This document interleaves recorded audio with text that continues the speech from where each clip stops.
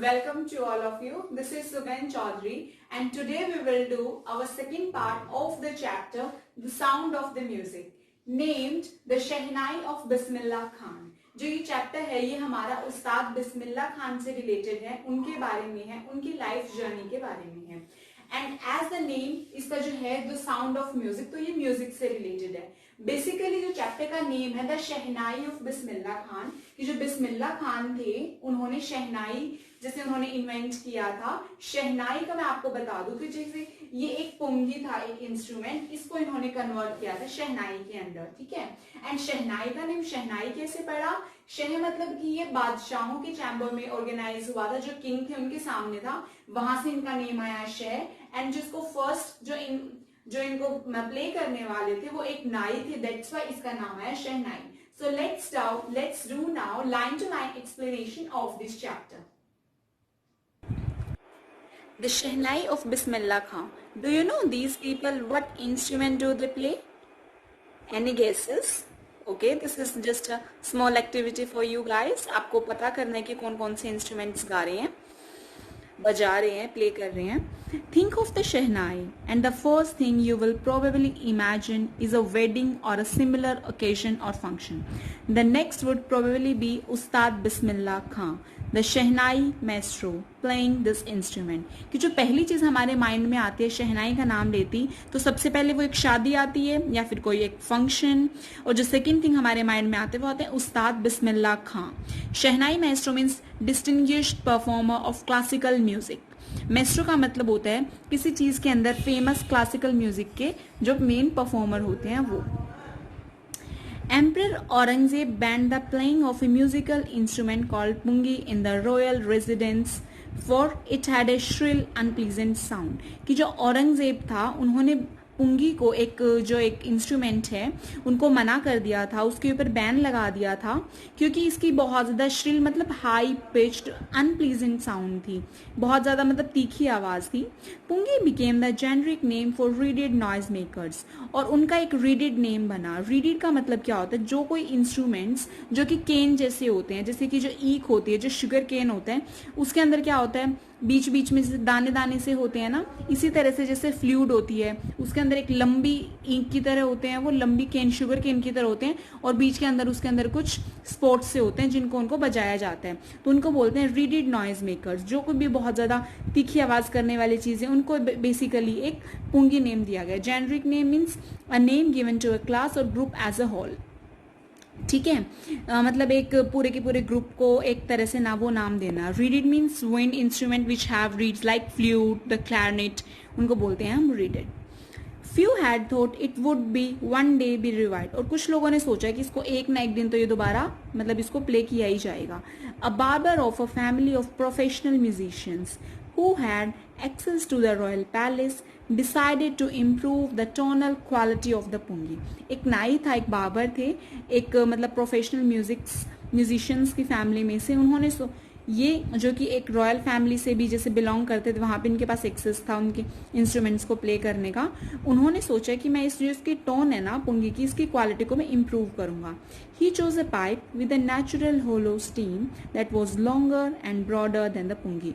और उन्होंने क्या किया, उन्होंने एक पाइप ली, ठीक है, विद जिसकी एक नेचुरल जैसे खाली जिसका तना होता था, जो लंबी थी और चौड़ी थी जितनी पुंगी होती है वो, और जिसके अंदर 7 होल्स थे उसकी पाइप के अंदर.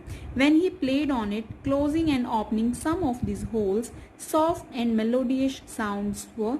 जब भी वो इसको बजाते तो या उसको जैसे क्लोज करते ओपन करते उसके होल्स को, जैसे हम बांसुरी को बजाते हैं तो उसके अंदर से बहुत ज्यादा स्वीट साउंड आती. He played the instrument before royalty and everyone was impressed. उन्होंने इस इंस्ट्रूमेंट को प्ले किया हर एक के सामने और बहुत ज्यादा सबके सब बंदे इम्प्रेस हो गए.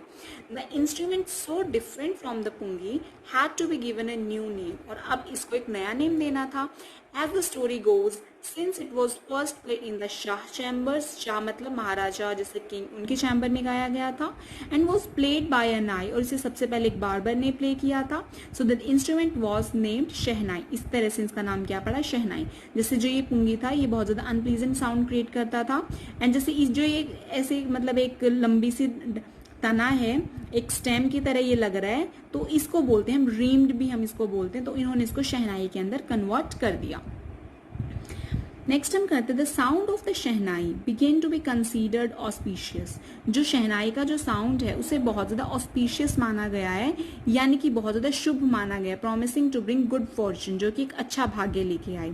And for this reason it is still played in the temples and in an indispensable component of any north Indian wedding. और इसलिए इसे मंदिरों में बजाया जाता है, या फिर एक इंडिस्पेंसेबल कॉम्पोनेंट, यानी कि without which a piece of work cannot be done, जिसके द्वारा मतलब जिसके बिना कोई भी वर्क ना किया जाए, कोई भी शुभ काम ना किया जाए, वो कंपोनेंट माना जाता है, स्पेशली शादियों में। In the past, the Shehnai was part of Nobat or traditional ensemble of 9 instruments found at royal courts. कि जो स्टार्टिंग के अंदर जो शहनाई था उसको ऐसे कंसीडर किया जाता था जैसे कि एक नौबत है, या फिर एक ट्रेडिशनल एंजेम्बल। एंजेम्बल का मतलब क्या होता है, एंजेम्बल का मतलब क्या होता है, जैसे कि द इंस्ट्रूमेंट्स जिनको कि ग्रुप के अंदर गाया जाए, जो कि रॉयल कोर्ट के अंदर जैसे 9 इंस्ट्रूमेंट्स अलग अलग हैं तो उनके साथ गाया जाए। Till recently it was use only, और उससे पहले वो टेम्पल्स में शादियों में यूज किया जाता था। The credit for bringing this instrument on to the classical stage goes to Ustad Bismillah Khan, और इसका जो क्रेडिट है वो किसे दिया गया, उस्ताद बिस्मिल्लाह खान को। As a 5-year-old Bismillah Khan played gilli danda near a pond in the ancient state of Dumraon in Bihar. जब वो 5 साल के थे तो उस्ताद बिस्मिल्लाह का गिल्ली डंडा प्ले करते थे एक जैसे पौंड के किनारे या एक तालाब के पास, डुमराव बिहार के जैसे एक विलेज का नेम है वहां पे। He would regularly go to nearby Bihariji temple to sing the Bhojpuri chaita, कि वो एक बिहारी जी टेम्पल में जाते थे भोजपुरी चायता गाने के लिए। At the end of which he would, और उन्हें लास्ट में क्या मिलता था, एक बड़ा सा लड्डू मिलता था जिसका वेट करीबन 1.25 kg होता था। A prize given by the local maharaja, जो कि लोकल महाराजा प्राइज देते थे लड्डू 1.25 kg का। दिस हैपन 80 years ago, ये सब कब होता था, 80 साल पहले। And the little boy has travelled far to earn the highest civilian award in India, the Bharat Ratna. और उसके बाद जो छोटा सा जो बच्चा था वो बहुत ज्यादा दूर तक गया अर्न करने के लिए सबसे बड़ा हाईएस्ट सिविलियन अवार्ड इंडिया के अंदर, जो उस टाइम भी कंसीडर होता था Bharat Ratna. Born on 21st of March 1916, Bismillah belongs to well-known family of musician from Bihar. कि जो बिस्मिल्लाह थे, उस्ताद बिस्मिल्लाह खां, वो कंसीडर किए जाते थे कि वो बहुत ज़्यादा एक फेमस म्यूजिशियंस की फैमिली बिहार से बिलोंग करते हैं। जो उनके ग्रैंडफादर थे, उनके दादा थे रसूल books Khan, was a shehnai Nawaz of the Bhojpur king court, Bhojpur king court के वो शहनाई नवाज थे। एंड हिज फादर पैगंबर books and other paternal ancestor, जो उनके पिता के अलग जो पूर्वज थे उनके, were also great shehnai players, उन्हें भी बहुत ज़्यादा अच्छा शहनाई प्लेयर माना जाता था। The young boy took to music early in life. जो छोटा बच्चा था उसने म्यूजिक की लाइफ में जल्दी एंटर कर लिया था। At the age of 3, when his mother took him to his maternal uncle's house in Banaras, now Varanasi, Bismillah was fascinated watching his uncle practice the shehnai. कि जब वो बहुत ज़्यादा छोटे थे, 3 साल के थे, तब उनकी जो माँ थी उन्हें अंकल के घर पे लेके गई वाराणसी के अंदर। एंड वो बहुत ज़्यादा सरप्राइज हुए उनको देख के कि जब वो प्रैक्टिस कर रहे थे शहनाई को। Soon Bismillah started accompanying his uncle Ali Bux, और जल्दी ही जो उस्ताद बिस्मिल्लाह खान थे वो अपने अंकल को कंपनी देने लगे अली बुक्स को, जो कि एक विष्णु टेम्पल में जो बनारस के अंदर है, जहाँ पे बुक्स एक तरह से एम्प्लॉय थे शहनाई को प्ले करने के लिए। Ali books would play the shehnai and Bismillah would sit captivated for hours on and. और बिस्मिल्लाह उन्हें स्टार्टिंग में जैसे एक चार्मिंग वे से, कैप्टिवेटेड मतलब क्या होता है, जो आइज को बहुत अच्छा लगे, उस तरह से उन्हें घंटों तक देखते रहते थे। Slowly he started getting lessons in playing the instrument and would sit practising throughout the day. और धीरे धीरे उन्होंने क्या किया, उन्होंने लेसन्स को लर्न करना स्टार्ट किया, इंस्ट्रूमेंट को प्ले करना स्टार्ट किया और उसको प्रैक्टिस करते रहे पूरा का पूरा दिन भर। For years to come the temple of Balaji and Mangala Maiya and the banks of Ganga became the young apprentice's favorite haunts where he could practice in solitude. और बहुत सालों तक जो वो मतलब बालाजी के टेम्पल के ऊपर, मंगला मैया के टेम्पल के पास और गंगा के रिवर के पास जो वो यंग अप्रेंटिस होता है, जो अप्रेंटिस का मतलब शिष्य, प्यूपिल, डिसिपल, जो वहाँ पे उनका वो फेवरेट प्लेस बन गया। जैसे हम किसी प्लेस के ऊपर यूज टू हो जाते हैं, वहाँ पे हमें कोई भी काम करते हुए मजा आता है। Favourite haunts to a place frequently used by a specific person, ठीक है, favourite horns. Where he could practise in, so जहाँ पे वो अकेले में प्रैक्टिस किया करते थे। The flowing waters of Ganga inspired him to improvise and invent ragas that were earlier consider to be beyond the range of the shehnai. और जो गंगा का जो फ्लोइंग वाटर है, जो चलता हुआ पानी था, वो उन्हें बहुत ज्यादा इंस्पायर करता था, इंस्पिरेशन देता था, मोटिवेट करता था उन्हें इम्प्रूव करने के लिए और रागों को इन्वेंट करने के लिए, जिन्हें की स्टार्टिंग के अंदर रेंजेस के बाहर उन्हें कंसीडर किया जाता था। At the age of 14, Bismillah accompanied his uncle to the Allahabad Music Conference.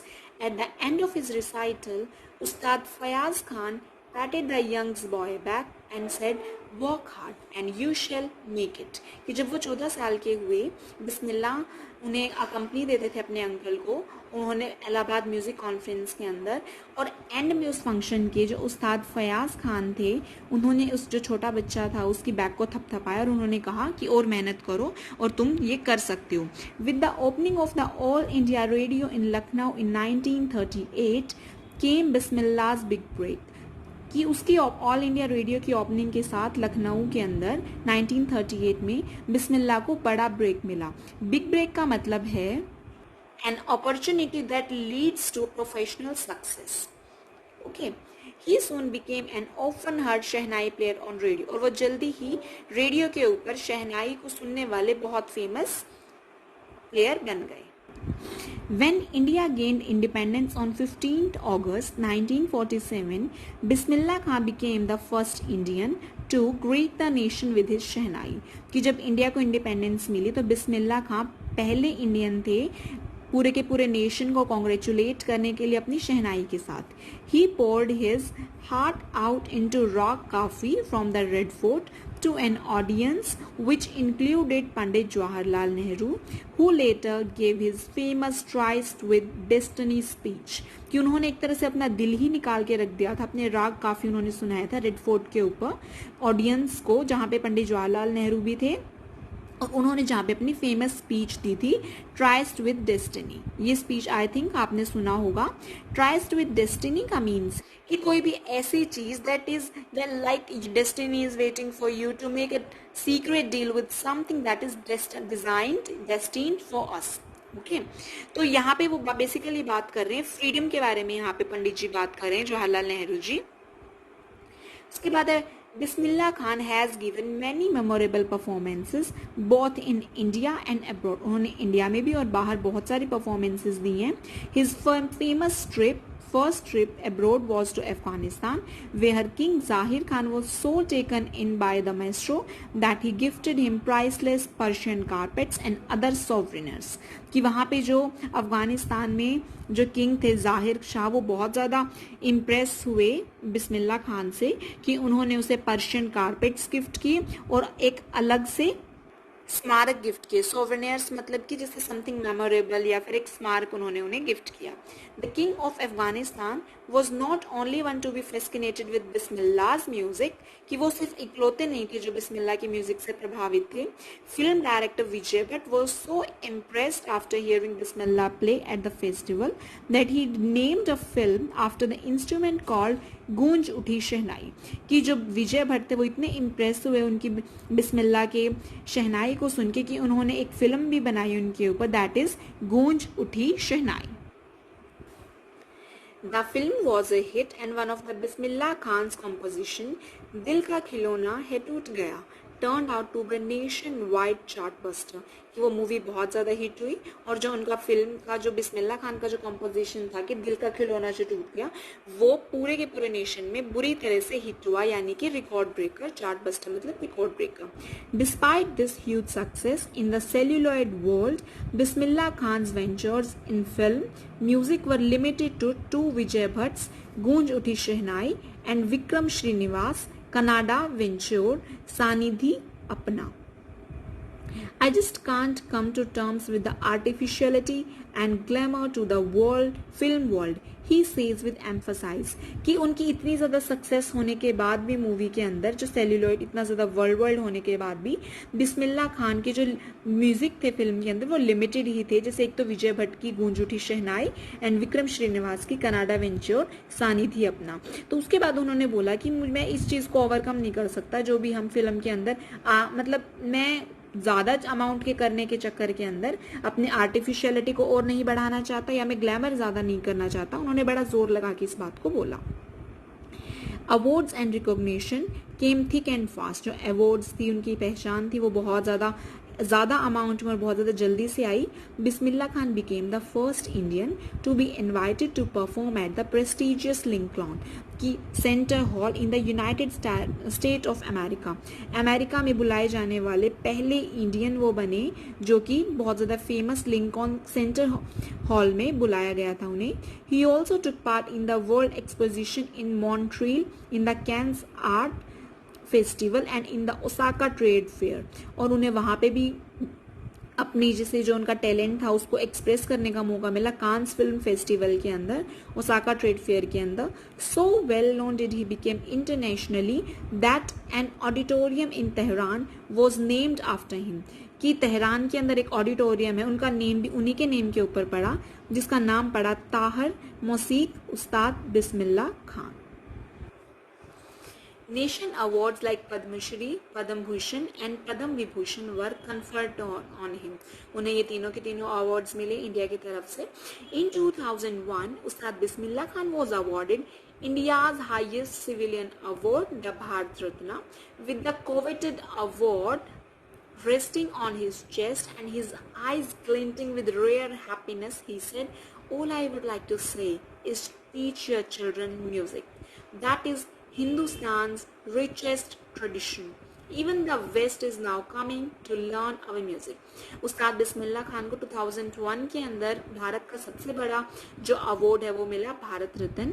और उन्होंने कोवेटेड का मतलब होता है जो बहुत ज़्यादा इच्छा के साथ, मच डिजायर्ड के साथ कि जब चेस्ट के ऊपर ये अवार्ड रखा गया तो उनकी मतलब शाइनिंग आईज के साथ बहुत खुशी के साथ उन्होंने बोला कि बस मैं ये बोलना चाहता हूँ कि अपने बच्चों को म्यूजिक सिखाओ. जो हिंदुस्तान का सबसे जो रिचेस्ट ट्रेडिशन है वो उन्हें सिखाओ. और जो अब तो जो वेस्ट का जो कल्चर है वो भी इंडिया के म्यूजिक को सीखने के अंदर इंटरेस्टेड होता जा रहा है. In spite of having travelled all over the world, Khan Sahab, as he is fondly called, is exceedingly fond of Banaras and Dumrao, and they remain for him the most wonderful towns of the world. कि पूरा का पूरा उन्होंने world को travel कर लिया. उसके बाद भी जो खान साहब थे उन्हें बोला गया कि वो स्टिल उनका जो सबसे ज़्यादा उन्हें अच्छी चीज़ें लगती हैं वो बनारस है और डुमराव है. As a remain for him the most beautiful. उन्होंने यही कंसीडर किया कि पूरे के पूरे वर्ल्ड को घूमने के बाद ये दो प्लेसेस है ये उनके पूरे के पूरे बेस्ट प्लेसेस हैं. A student of his once wanted him to head a Shehnai school in the USA, and the student promised to recreate the atmosphere of Banaras by replicating the temples there. एक student था उनका USA के अंदर, उन्होंने उसे बोला बिस्मिल्लाह खान को बोला कि वहाँ पे उन्हें अमेरिका के अंदर एक शहनाई स्कूल को जैसे वो बनाए, और उन्होंने प्रॉमिस किया कि मैं डेफिनेटली यहाँ पे आपको बनारस वाला ही एनवायरनमेंट दूंगा. ये रिपीट मतलब मैं यहाँ पे बहुत सारे टेम्पल्स को भी रिपीट कर दूंगा, बट मतलब टेम्पल्स में मैं एग्जैक्टली आपको वो वाला एनवायरनमेंट दूंगा, बस आप यहाँ पे एक शहनाई स्कूल बना दो. बट खान साहब asked him if he would be able to transport river Ganga as well. उसके बाद खान साहब ने बोला क्या तुम रिवर गंगा को भी यहाँ पे लेके आ सकते हो. Later he is remembered to have said that is why whenever I am in foreign country I keep yearning to see Hindustan. और उसके बाद उन्होंने बोला कि जब भी मैं कहीं बाहर होता हूँ मेरा बस यही मतलब यर्निंग का मतलब होता है having an intense feeling of longing of something. किसी भी चीज़ को बहुत ज़्यादा चाहना कि मैं बस हिंदुस्तान को देखना चाहता हूँ. जब मैं मुंबई में होता हूँ तो मैं सिर्फ बनारस के बारे में सोचता हूँ और गंगा के बारे में सोचता हूँ. एंड वाइल इन बनारस, और जब मैं बनारस में होता हूँ तो मैं यूनिक मठ ऑफ डामोराव को मैं बहुत ज़्यादा मिस करता हूँ. बेसिकली वो अपने जो उनका होम टाउन था वो उससे डीपली इन्फ्लुएंस थे, बहुत ज़्यादा उससे प्रभावित थे.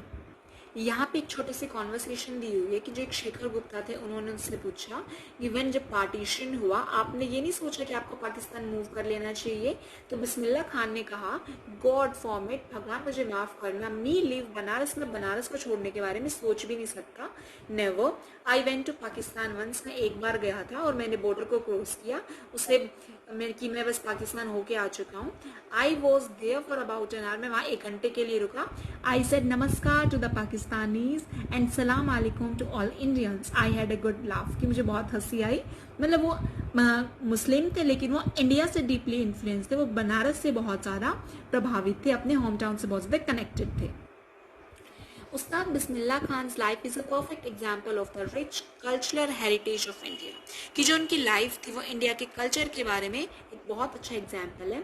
One that effortlessly accepts that a devote Muslim like him can very naturally play the shehnai every morning at the Kashi Vishwanath temple, कि अगर एक एक्चुअल में वो इस चीज़ को बहुत ज़्यादा एक्सेप्ट करते थे कि अगर एक समर्पित मुस्लिम उनकी तरह वो बहुत ज़्यादा नेचुरल तरह से शहनाई को गा सकता है हर एक मॉर्निंग में काशी विश्वनाथ टेम्पल के अंदर, कि यहाँ पे उन्होंने जैसे हिंदू और मुस्लिम को जो यूनिक है उसको उन्होंने मिला के कोशिश की है बताने की कि every Indian is same. Ustad Bismillah Khan passed away on 21 of August 2006 at the age of 90 after prolonged illness, बहुत ज़्यादा लंबी बीमारी के बाद उनकी डेथ हो गई थी 21 अगस्त को। He was given a state funeral and the government of India declared 1 day of national morning, की गवर्नमेंट ऑफ इंडिया ने भी उस टाइम स्टेट फनरल ने भी उन्हें एक बहुत ज़्यादा एक नेशनल एक दुख घोषित किया था। सो स्टूडेंट्स, आई होप आपको ये वाला चैप्टर अच्छी तरह से समझ में आया होगा, but still if you have any doubt and any query then you can directly comment in the comment section. I hope आप अच्छे से अपनी चीजें कर रहे होंगे। Thank you very much, have a lovely day, please like share and subscribe my channel.